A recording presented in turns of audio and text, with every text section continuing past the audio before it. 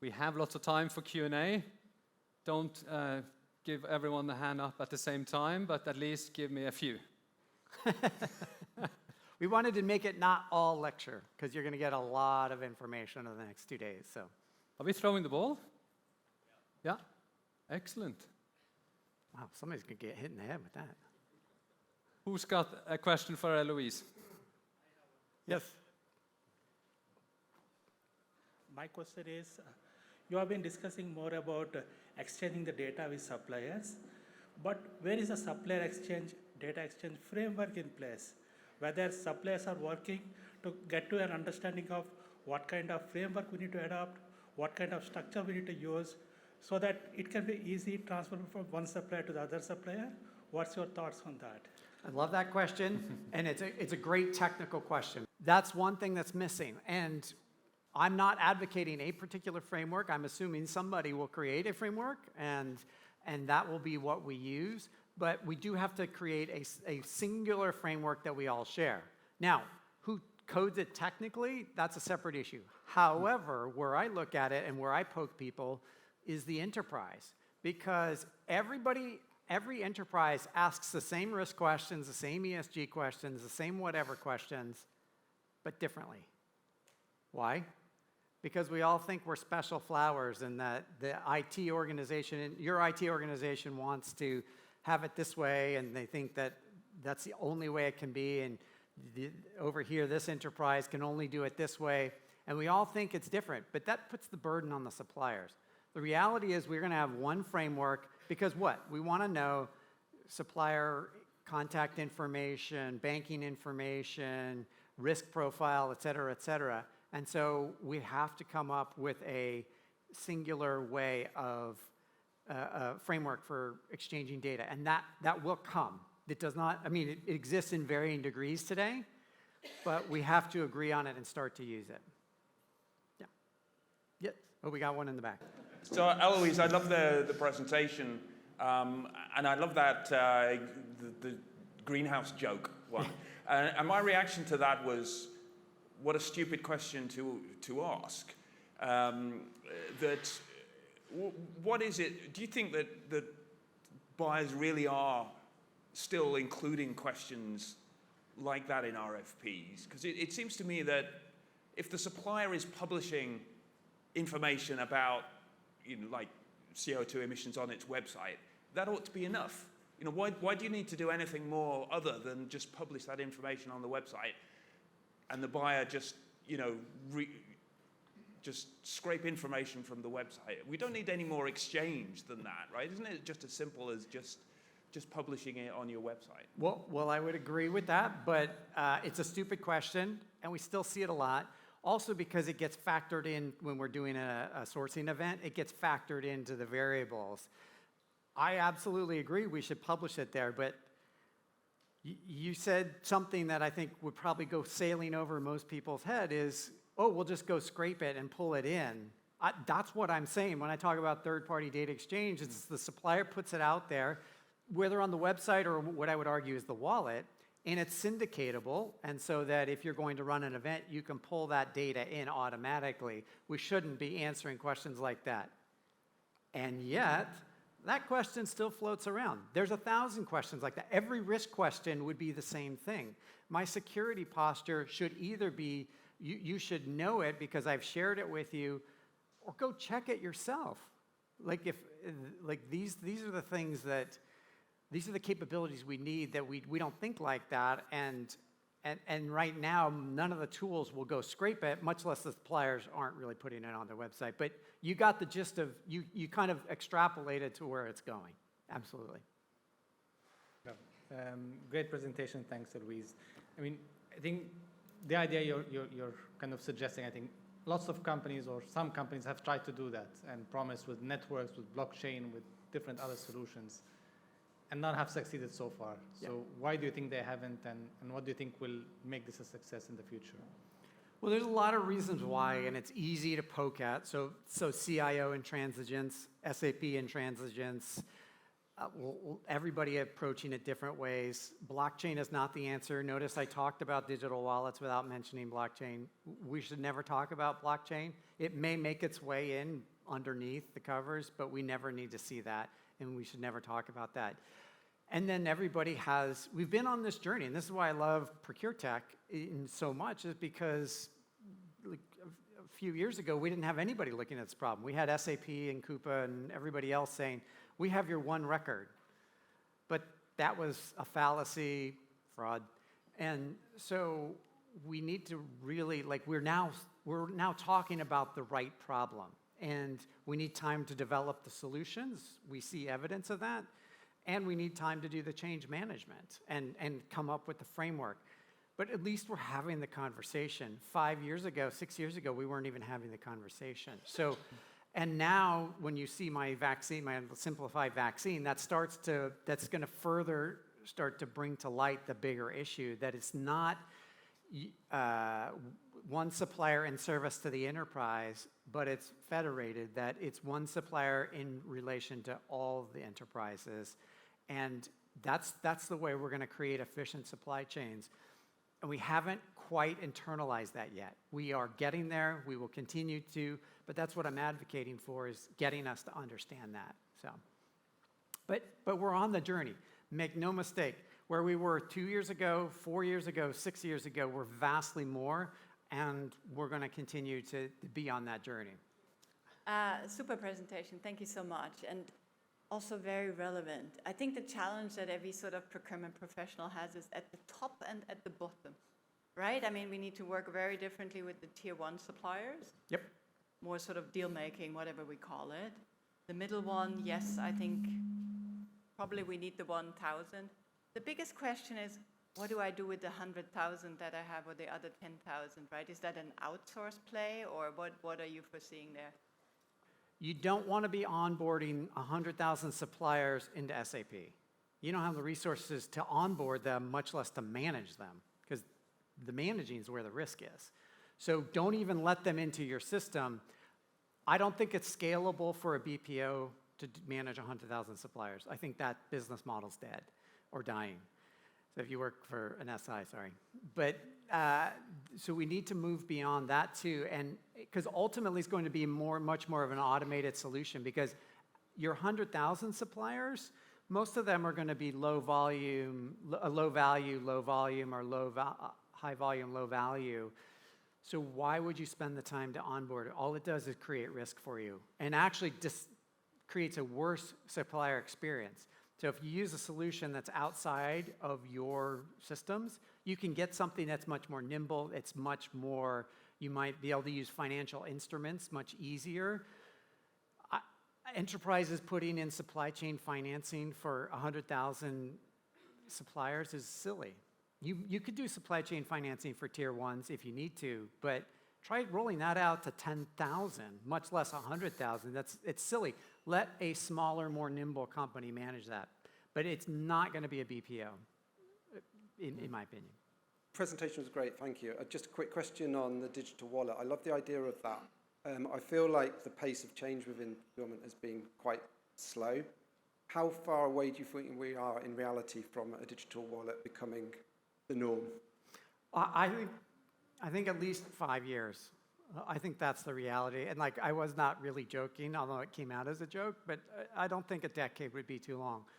Now that said, sometimes we just step off the abyss into something brand new. And I think as of January, we sort of jumped into the age of AI without knowing it. I think we just like slid in there. Everybody's been talking about AI for years, but it's actually entered the zeitgeist. And so you never know. I would have said until January of this year, I would kept saying AI in air quotes because it just seemed like a fallacy. But now it's everywhere. Where everybody's talking about it. It's all over the place. And it doesn't mean it's advanced, but we've gone in 9-10 months. We've gone significantly further in AI than I would have ever predicted. So. But it's going to be 5 years. There's a lot of change management. We need the frameworks. We need change management. There's a lot to do. But like I said in answering that question, At least we're having the discussions now and we're framing it properly. And when you see it this way, it's like, oh my gosh, everybody who's selling source to pay or ERP is so living in the last century. It becomes a stark contrast. So we're in this evolution, and I think we have to avoid the magic button or the magic wand. Like, it's gonna take work. Digital's hard, digital's messy, but that's actually where, like, I don't think anybody would disagree that Gen AI is messy. It is absolutely messy, but you can already see it improving, and it will get there, and just like any other technology. So, yeah. I'm actually here with Amazon, so I really like something you said about ERP is not being relevant right now in sense of the future. But my question is, right now, there's a lot of third-party data that is scattered all across the world in different platforms and vendors, from ESG to risk financial. And we all are using this data right now. We're spending a lot of time and money on scattered solutions to ingest this data and combine it with our ERP's data to make it useful. So what does it make sense right now? Does it make sense to wait for ERPs to evolve into a more cloud-based solution that integrate third-party data? And in the meantime, right now in the next 10 years, investing time on these scatter dashboard solutions tools to ingest the data? Or does it actually make sense to start building our own ERPs internally, or solutions that serve as an ERP that already use this third-party data from the sources that we're buying from? You work for Amazon, right? Okay, good. If you are going to wait for the ERPs to get there, I've got beachfront property I'm going to sell you in Arizona. Because it's never going to happen. They're not even having this conversation. They're trying to sell. Look at, well, I won't go back, but look at that Carney's implementation of SAP. That's atrocious for 2022. And we rolled it out in 2022 or 2021, whatever it was. It's unbelievable what they're getting away with selling. Now, everybody spent billions of dollars on SAP. You're not going to throw it away overnight. So what you have to do is increasingly start to put it in a box and use it as a transactional engine for whatever you're going to use it for, and you're going to start to add these things around it.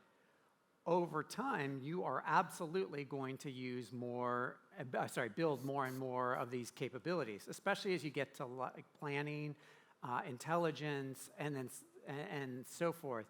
Because no solution can do intelligence for your organization. And if you go to back to the vaccine example, look at all the pharma companies. Merck operates differently than J&J, which operates differently from Moderna, which operates differently from GSK, which operates differently. How could they be the same? So one solution can't fit them all. And so eventually we have to get much more adept at this, and we have to take ownership of building these solutions, and more importantly, these data integrations. And yes, it will get easier. It will get easier. And that's why I advocate really moving to the cloud platforms, because like AWS, which has rolled out various frameworks, they may win, they may not. Like that's for you all to decide. But you have to take advantage at the cloud layer, not at the application ERP layer. Because if you're at the ERP layer, you might get the data correct, but it's not going to be, you can't exchange it with NGOs, governments, suppliers, customers, et cetera, et cetera. And we are going to, if you think about all those circles, that slide with all the circles, we're going to be in a much more federated, flattened landscape. And just to add to the point, we've always assumed that customer is always right. And that's true, and is the most important in the equation, but I would argue the supplier is the most important in the equation. And some of my colleagues would argue that the employee, and I think is the most important. And so there's a rebalancing we have to do in that equation that says the supplier is as important as the customer and the employee, because without the supplier, you have nothing to sell the customer. And without the employee, you have nobody to produce the product to sell to the customer. So it's about rebalancing that. And when we rebalance that, we have to, this is one of the changes, getting good at this, getting good at building these solutions that are beyond the ERP. yeah, I could go on, and I desperately want to rail on big ERP, but the takeaway is that I would encourage people to dig deep into the cloud platforms because that's where the future is. Hi, thanks. Great presentation again, especially come from Kearney. I know someone from Kearney very close, so yeah, good to see you from there. But my question is around, it's more like looking for tips really, because I've come from ADF Energy UK, and we have thousands of suppliers, and you're right about it, digitization and the road to it and how we prepare. But my question is, what are some of the quick wins, or what we call priorities or prioritization of some of this housekeeping that we need to do to transition to that world? Yeah, so quick wins, there's a lot of quick wins, and some would be as simple as taking a different look at I'm assuming you have tiers of suppliers. Correct. But have you looked at it with a risk lens? Probably not, or with an ESG. So recalibrate, look at that, and start to see where your risk is. What I want everyone, like my book is about hacking. I want everybody to start looking at their supply chains as if they were going to hack them. That's really the premise of the book. And so I want you to look at your suppliers and say, I wonder where the risk is. Because I guarantee you, if you were to look at risk, you would re-tier your suppliers based on that risk. And because all of that stuff would kind of go out the window. It's not that you have to dump your tiering, but look at it with a different lens. So that's a quick win. You can do that. And even if you don't change anything, at least you start to map the threats that you actually have versus some silly risk monitoring tool that you've bought. So that's a quick win.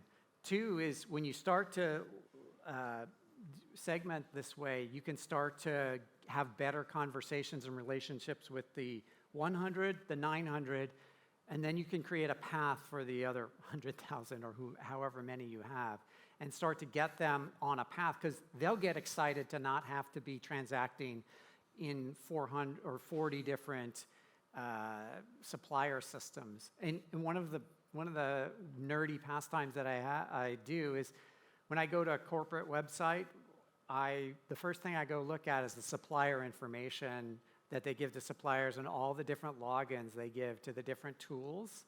And I'll see anywhere 9, 10, 11, 12 different tools, and you, as a supplier, need to know which tool to go to for what.